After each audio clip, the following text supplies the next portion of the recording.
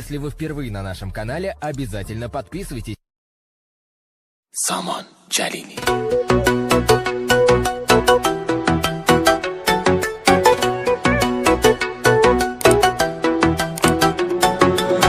یه سری چیزا تو دلمه نمیتونم بگم، مثل قدیما نمیشه دل به دلت بدم. هی بارون میزنه، هی من حالم بده، تا کی تو خودت میدونی این دلم حساسه، آرش تو خاصه، یه نمه حساسه، سر به سر دلم نزا، دل من تو رو خواسته.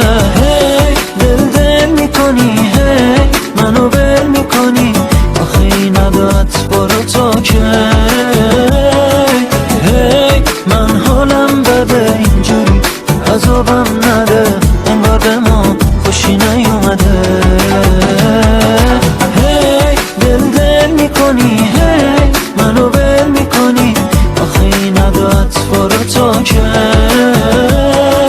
هی من حالم بده اینجوری، عذابم نده، انگار به ما خوشی نیومده.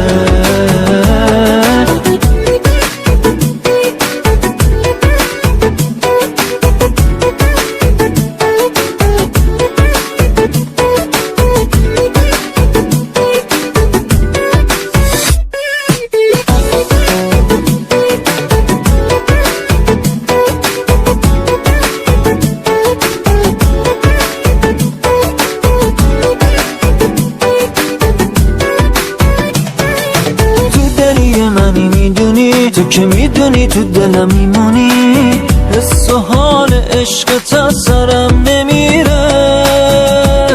دلگیرم از عشق تو نگیری ازم عشق تو، که دیگه هیچ جور از یادم نمیره. هی دل میکنی، هی منو بل میکنی، آخه این عدت برو تا کی. من حالم بده اینجوری، عذابم